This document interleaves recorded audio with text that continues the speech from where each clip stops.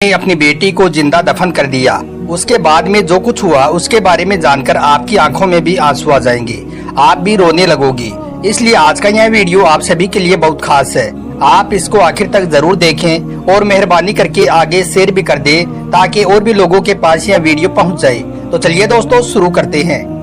दोस्तों, अल्लाह के प्यारे नबी हजरत मोहम्मद सल्लल्लाहु अलैहि वसल्लम के जमाने से पहले दौरे जाहिलियत में लोग बेटियों को कब्र में जिंदा दफन कर दिया करते थे।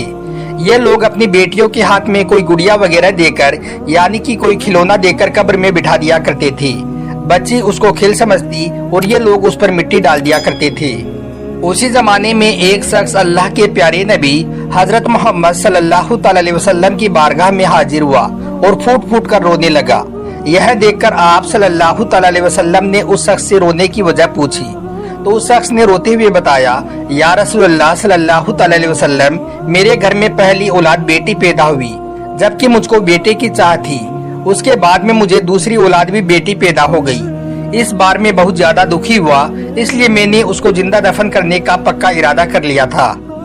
या रसूल अल्लाह, उसके बाद में 2 साल का वक्त गुजरा कि एक दिन मैंने अपनी बेटी की अंगुली पकड़कर उसको जिंदा दफनाने के लिए ले जाने लगा। मेरी बेटी ने मेरी अंगुली पकड़ रखी थी और हम दोनों बाप बेटी चले जा रही थी। मेरी बेटी बहुत खुश थी यह सोचकर कि वो अपने बाप के साथ में कहीं पर घूमने फिरने के लिए जा रही है। मेरी बेटी सारा रास्ता मुझसे अपनी तुतलाती हुई जबान में बात करती जा रही थी। मैं सारा रास्ता उसको और उसकी फरमाइशों को बहलाता रहा। उसके बाद में या रसूल अल्लाह सल्लल्लाहु अलैहि वसल्लम, मैं अपनी बेटी को लेकर कब्रिस्तान में पहुंच गया और उसके लिए एक जगह मुकर्रर कर ली। मैं जमीन पर एक जगह पर बैठ गया और अपने हाथों से मिट्टी हटाने लगा, यानी कि उसके लिए कब्र तैयार करने लगा। जब मेरी बेटी ने मुझे ऐसा करते हुए देखा तो वो भी मेरे पास आ गई और वो भी अपने नन्हे नन्हे हाथों से मिट्टी को हटाने लगी। उसके बाद या रसूल अल्लाह सल्लल्लाहु अलैहि वसल्लम, हम दोनों बाप बेटी मिट्टी खोदते रहे। मैंने उस दिन साफ और सफेद कपड़े पहन रखे थे। मिट्टी हटाते वक्त मेरे साफ कपड़ों पर मिट्टी लग गई थी। यह देखकर मेरी बेटी उठी और अपने नन्हे नन्हे हाथों से मेरे कपड़ों की मिट्टी साफ करने लगी। मैं उसके लिए कब्र तैयार कर रहा था और वो मेरे कपड़ों को साफ कर रही थी। उसके बाद कब्र तैयार हो गई।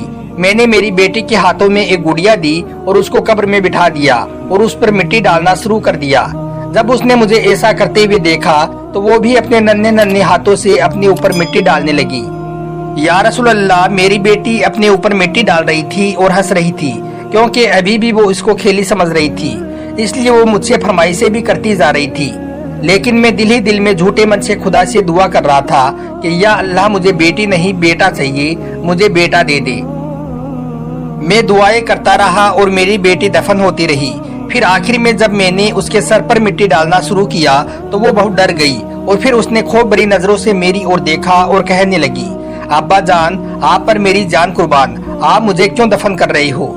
मैंने अपने दिल पर पत्थर रख लिया था और अपने दोनों हाथों से जल्दी जल्दी उस पर मिट्टी डालना शुरू कर दिया। मेरी बेटी रोती रही और मुझको देखती रही और मेरे लिए दुआएं करती रही, लेकिन मैं उस पर मिट्टी डालता रहा और देखते ही देखते मैंने उसको जिंदा दफन कर दिया। दोस्तों, ये वो शख्स था जो पैगंबर हजरत मोहम्मद सल्लल्लाहु अलैहि वसल्लम की बारगाह में था और दहाड़ी मार मार कर रो रहा था। यह सुनकर अल्लाह के प्यारे नबी हजरत मोहम्मद सल्लल्लाहु अलैहि वसल्लम की आंख भी नम हो गई। आपकी दाढ़ी मुबारक भी आंसुओं से तर हो गई। आपने फौरन अल्लाह की बारगाह में अपने हाथ उठाए और अल्लाह से दुआ की और फरमाया, या अल्लाह, जो अपनी बेटियों का नहीं होगा वो कभी भी मेरा नहीं होगा। ऐसे इंसान को अल्लाह कभी माफ नहीं करेगा।